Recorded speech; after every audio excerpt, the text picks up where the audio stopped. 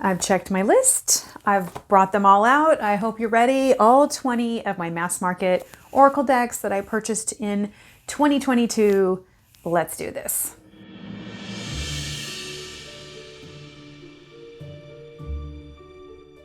Hey there, card readers. April here on Tarot and Witchery. And yep, I've dug them all out.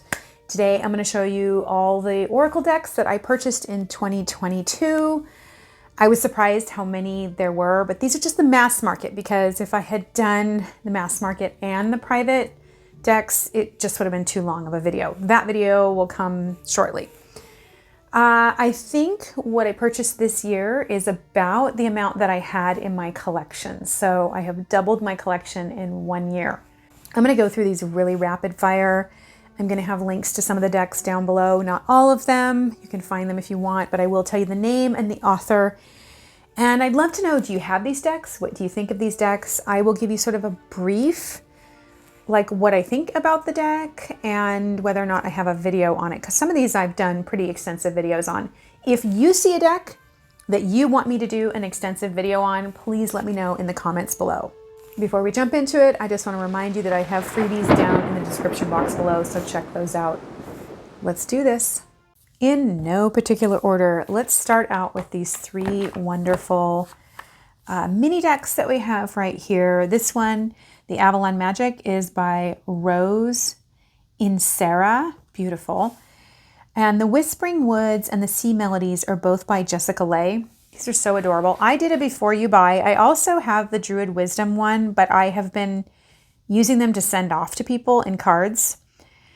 I do have a before you buy on this one, and I will link it down below so that you can see just, how these work and what I really think about them.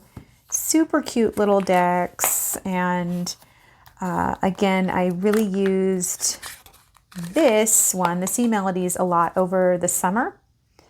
Oops, sorry about that. Little Mermaid and little messages on there. These are just adorable. It's hard not for me to sort of collect little mini decks, but I have held off. These have a little saying on the back as well, but the backs are all the same on the Jessica Lay ones. However, the Avalon Magic one has something on the front. Whoops, sorry. Something on the front and then a message on the back. I think this is probably my favorite out of all of them, and it goes really well with all my Avalonian stuff, and it really speaks to me. I enjoy this one a lot. So look, we got 3 of the 20 out of the way right away. Next is the Seed and Sickle deck, and again, I have a before you buy on this one. I pitted it against the Earth Alchemy deck. Seed and Sickle, I think a lot of you probably have this deck. This deck is by Fez Inkwright. Such pretty backs, and I like the illustrations. I really do. I like the plants that are chosen on it. It has 2 books in it, A Dusk and a Dawn, that are sort of different feels of messages, different ways of looking at the cards. And again, if you want to know more about this deck, then you can look at it. I used this a lot after I got it. I think not too long after it had come out, I purchased this deck, and I used it a lot because I was doing that before you buy, where I do a deep dive to really tell you what it's all about. And so I was using it a lot then, and it is really, really pretty. And I pitted this one right here against, this one right here. I said Earth Alchemy, but that's not true. That's not who I pitted it against. I pitted it against the Woodland Wardens. And again, I have a before you buy on that. Oh my gosh, you guys. Great messages. I really love the illustration style on this. I love the backs of this. I feel like it's so pretty. Really speaks to me. There's something magical about the feel of the cards. I don't know what it is, but it just is for me. Again, really love this illustration style. And I've gotten a lot of mileage out of this deck throughout the year. But it does remind me that it feels more spring to me than anything else. Spring or summery. And so anyway, this is by the Woodland Wardens, is by Jessica Rue. This is a great deck. And both of these, like I said, I have a before you buy on. You can check that out. I'll link it below. Next, I'm going to talk about the Earth Alchemy deck. And I was trying to remember what I pitted this against. Oh, I remember. I'll show you that next. Okay, Earth Alchemy Oracle by Katie Jane Wright. I was really intrigued by the illustration style on this, which is why I got it.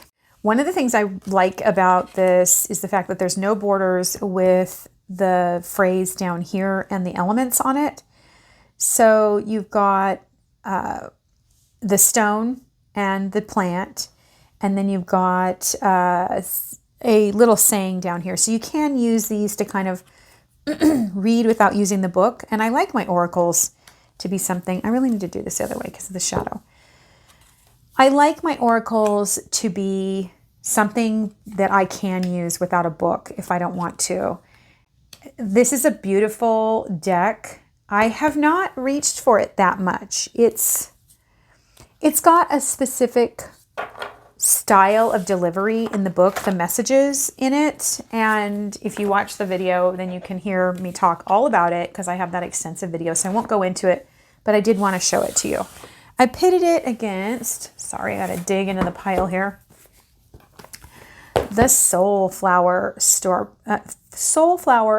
Plant Spirit Oracle by Lisa Estabrook. Nice big book in here. It's really nice and lots going on there. And then it has these beautiful sort of soft cards, soft backs.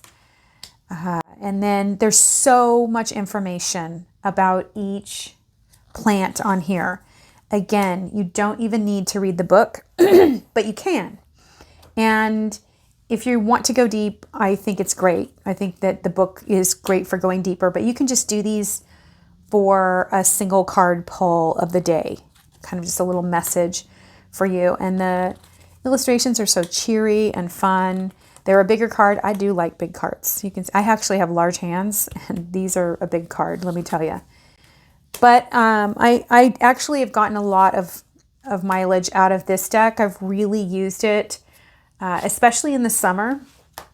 I felt like it was very inviting to me in the summer. The backs are really pretty because they're like these 3 different backs on them that are really lovely and summery.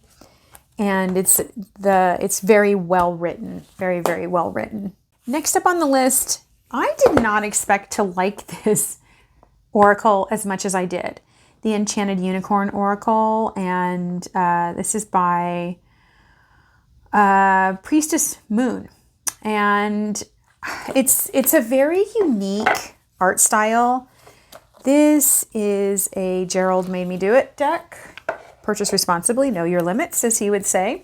If you don't know Gerald over at the Tarot Stash, you should look him up. Great channel, all sorts of good educational stuff that he does on there. Here are the backs. Man, it's such a unique illustration style. It's not usually something that I would go for. And honestly, don't hate me, you guys. I'm just not a unicorn person. I'm really not. And so I was very taken aback by this deck. It actually has an oracle that goes with it that you can work with it. It's another little like mini deck like this size. I don't have it, but I have heard from Tony over Antoinette's intuitive. Oh my gosh, Antoinette, I never remember your name. It's like jewelry and intuitive reading. I love her channel for watching journaling. So I will link her channel down below. This is so funky, but I gotta tell you, this oracle gets me every time. It's really right on. The messages in the book are so good. It's very interesting. Like I said, I did not expect to like this oracle as much as I do, but I have found that the messages really have a way of nailing me, and in the kind of way that I feel very seen by the universe. Like, do you ever have that where you go to pull a card and you're just like, wow, that was so, like, that hit me right at the spot that I needed right now. And so I felt like this is that oracle, and it's I've found some weird things to pair with it. I should do a deeper dive on this. Let me know down below if you want me to do a deep dive on this, because there's a lot to this oracle, a lot more that I could say, but I have like way more to do. So let's go ahead and move on to the Magical Herb Oracle by Dear Dandy. Probably most of you are familiar with this. I do have a before you buy on this one right here.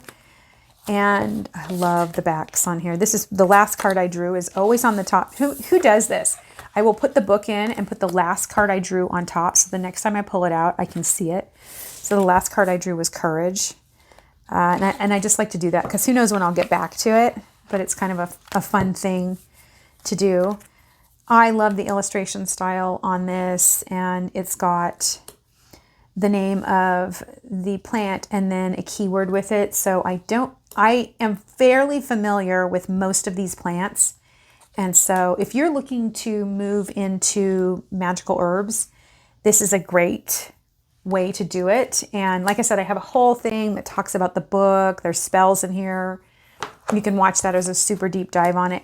But it's a lovely, lovely deck. I love the coloring. It's really earthy and calming and just makes me feel very good when I pull out this deck.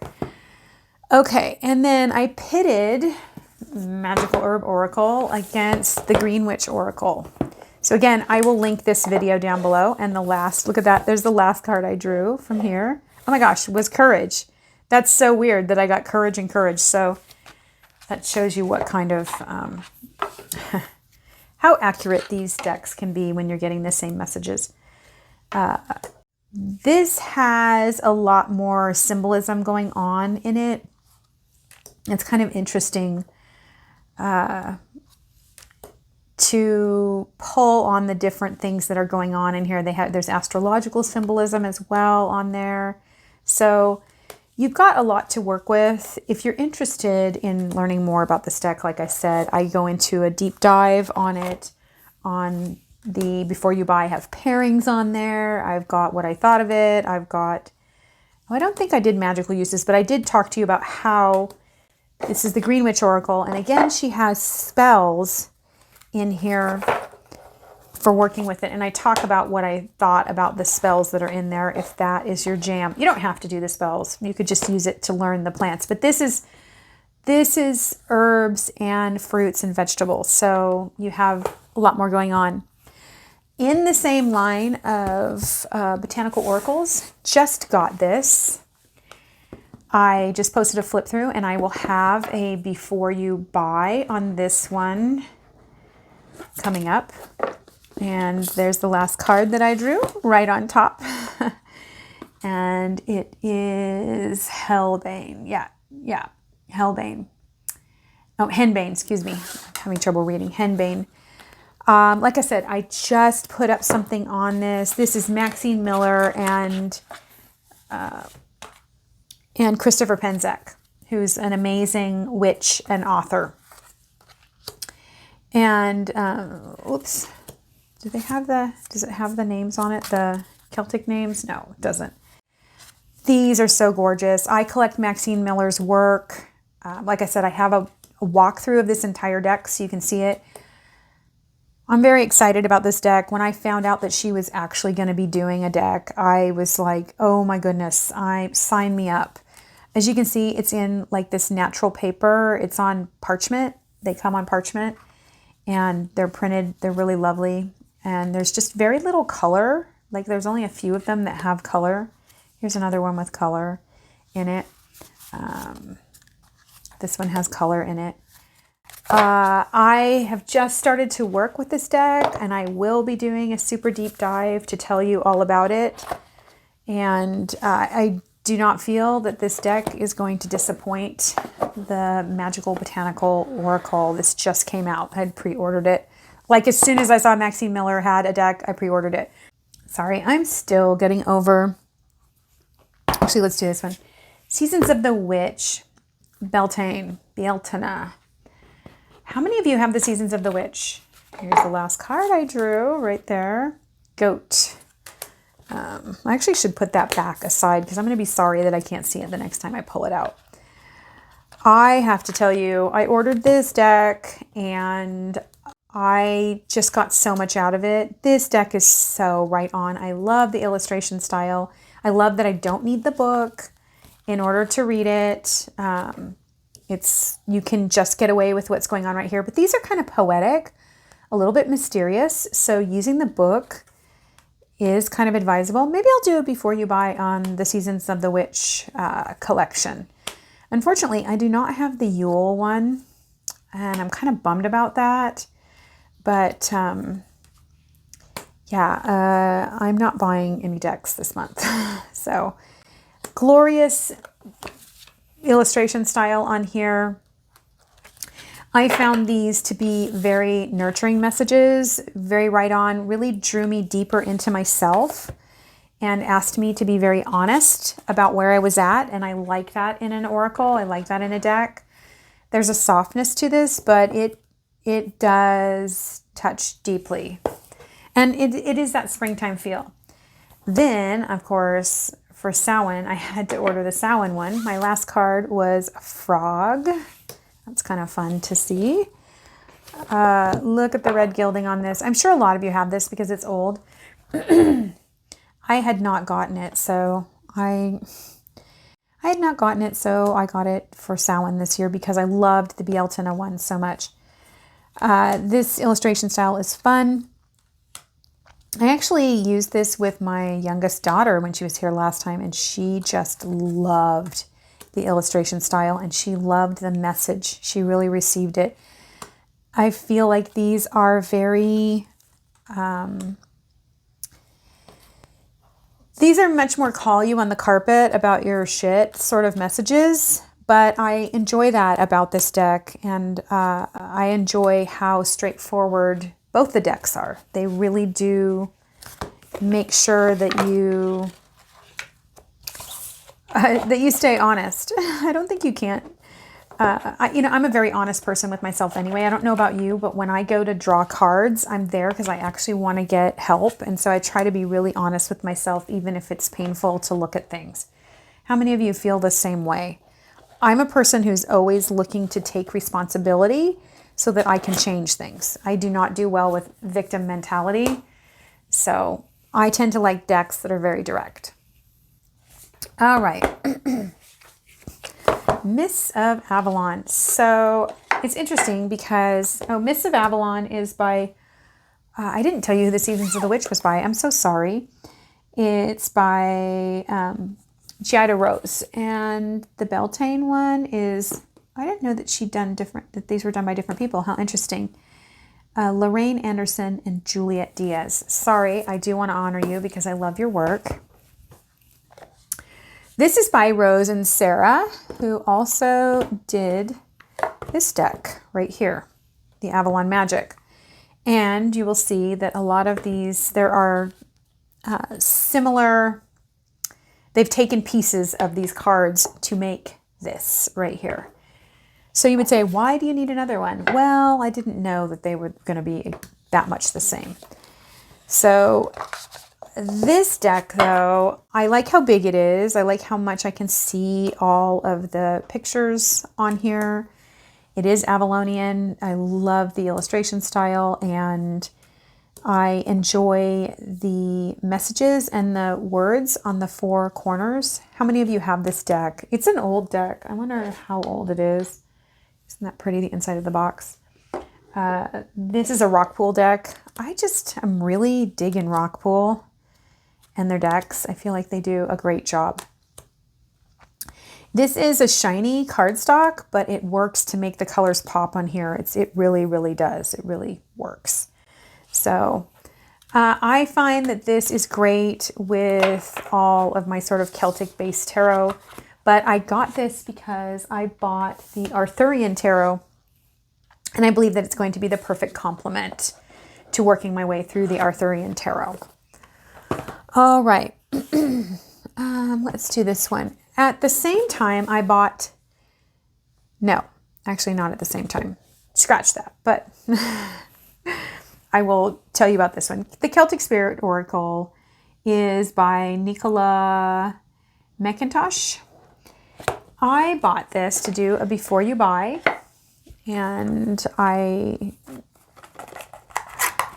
got it at the same time as I got Dreams of Gaia, and I wanted it to work with Dreams of Gaia, and it did not. It just, aesthetically, it just did not go. The vibe was not the same. I'm way into Celticism. I love that this is Caradwin, you know, transformation, knowledge, magic. I really think that the drawings are sweet, and the words work on there. The Green Man, Nature, Connection, Source. I like them. There's a lot of blank space on here, and it just did not go with the deck that I got it to go with. So I haven't worked with this deck very much. I kind of, because I was diving in, I couldn't make this work.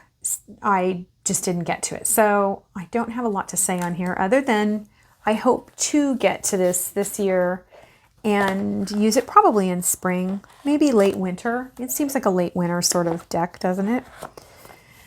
Okay. And see, I bought it at the same time as this, the Earth Wisdom Oracle. This is by Barbara Moore, and the illustration is Christina. Oh my gosh, I'm so sorry, Christina. Scagliotti. And backs are so pretty on this, aren't they? Oh, this is the last card that I did because it's turned over that way. So the last card I got was Responsibility, number 10, and she's got the labyrinth behind her. I love that because we never come out of the labyrinth the same person that we walked in as, not if we're really doing the work. Oops, I'm going to put that up there so I remember. I felt that this actually did go extremely well with Dreams of Gaia, and I really enjoyed it for that. It's beautiful. The illustrations are more classical art style, and I enjoy that about it. They're very detailed. It's very color saturation, lots of green, lots of earth tones, which is perfect for me. I feel like I don't need the book again. I feel like the picture and the word go together great, and I can actually path work into these cards if I want to. I feel like these are very powerful. I've very much enjoyed using this deck this year at times when I needed to get grounded in who I was, or who I am, I should say. This is kind of a good deck to reach for me. That's been my experience with it because it just has a very grounding energy to it. And, oops, there goes that. I'm going to put this like this so I remember. And again, I really like this, but when I got these to work together, it just did not work well. And I'll show you next, Dreams of Gaia. I had debated the Dreams of Gaia Tarot, and why do I have it in here if it's a tarot? This is by Raven Phelan. Why do I have this in here if it's a tarot? Because this is not a tarot. And I will argue with you all day long. You can have 78 cards all day long, but when you really go away from, I don't know, maybe I edged it in blue. I love it. Edged in blue like that. Oops. And I got the last 3 cards. Yes, the last 3 cards I got were these 3 cards right here. Oh, actually, it looks like I have, looks like somehow I really screwed up this deck. So those are not the last cards I got. Who knows what were the last cards I got, because that was not turned correctly. I guess we could debate what makes a tarot, and I've thought about doing a video on this. I feel as though tarot evolves, but this was too far. This was just too far for me. It just didn't. I mean, there's the Great Mother sitting on the front throne for 4. It's such a departure from the tarot and from any system. I know that the Thoth is different, but the Thoth, the Marseille, and the Marseille and the Rider-Waite-Smith, they are in close proximity to one another. You know, you do read Marseille differently and Thoth a little differently, but this is just far and beyond away from anything that I view as tarot. And I have to say, for that reason, I read with it a few times and I put it away. It just wasn't where I needed to be at the time. I absolutely love the artwork. It's really pretty. It didn't land for me. It hasn't landed yet. I am not getting rid of it. It's lovely. It went really well with the Earth Wisdom Tarot, like the illustration style. However, I just haven't gotten there yet with it. And, you know, every deck has its time. I'm not going to get rid of it because I've heard so many people are just like, oh, it's amazing. You got to give it a chance. I may go ahead and trim it if I find that I like it, because I think I would like it better without that, and re-edge it. How many of you out there edge your decks? I do on ones I really like. I think it's just super meditative and easy thing to do. All right, we're almost there. We're getting there. We're really knocking them out. Okay. This one here, the Wild Woman Oracle, I am going to be doing a deep dive on this. I really am enjoying this deck. I'm working with it right now. It's very surprising, very, very pretty. It's hard to show you just how cool it is. It's like a foil. It's on this, like, I don't know, bronzy, coppery foil.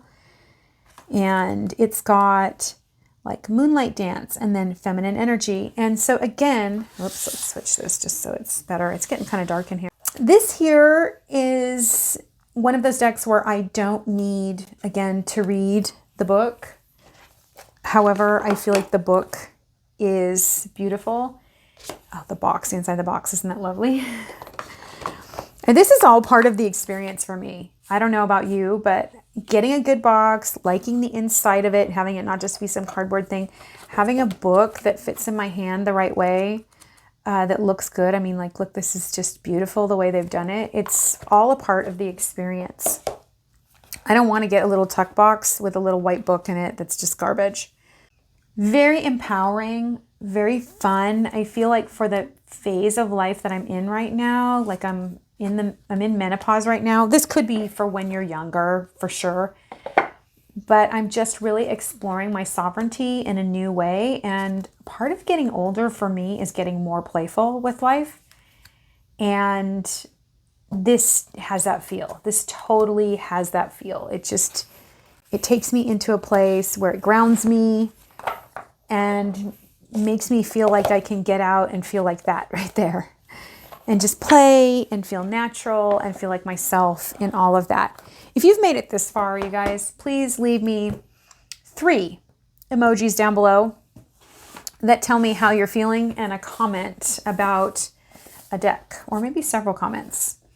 Okay, and then we have the Moon Oracle. Now, I had seen this on Amy's channel, and I wanted it. Now, I know that some of the information is out of date on it because of, like, things have shifted.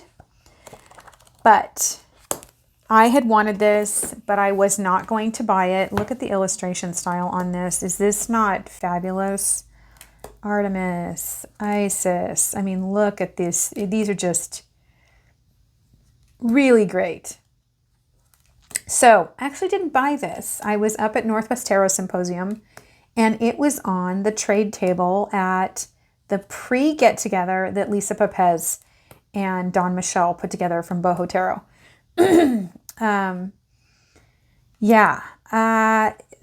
I have not used this. As you can see, somebody put it in order. Isn't that sweet of them? Oh, you're so wonderful. I'm going to go back the other way so it's in order when I look at it. So I haven't worked with it yet because I got back from Northwest Tarot Symposium. I went to Spain, came back, you know, had Halloween, then I had my cousin's funeral, then I had Thanksgiving, and here we are. But I thought it was really neat that I really wanted this tarot, this oracle, and I was looking, people were coming and going from the the swap. And I just was like, I'm not taking things to take them. Like, I'm only taking things that I really want. And I kept resisting taking, oh, maybe this is neat. Maybe that's neat. I just totally resisted it. And then I turn around and somebody had put this on the table. And right after that, Amy showed up. And this wonderful picture of she and I together. And she was like, oh my gosh, you got it. Yay. Because I had been talking to her about how I wanted to get this oracle. So very, very cool. And that's it. And as you can see, it's gotten really dark outside while I've been doing this. Thanks so much for showing up, you guys. I really have a great time doing this, and I'm looking at how I'm changing my channel this year. Maybe I've posted already. I don't know when I'm going to put this up. Maybe the early January for this one. I am changing the way I do this channel, and I really want your input. I really, really want to know what you would like to see more of from me. I enjoy doing the deep dives and telling you about them, but yeah, how many of you would like more talk about reading the cards? Let me know. And until we meet again, may you wake up and find the decks that you actually purchased in the last year are decks that you've used.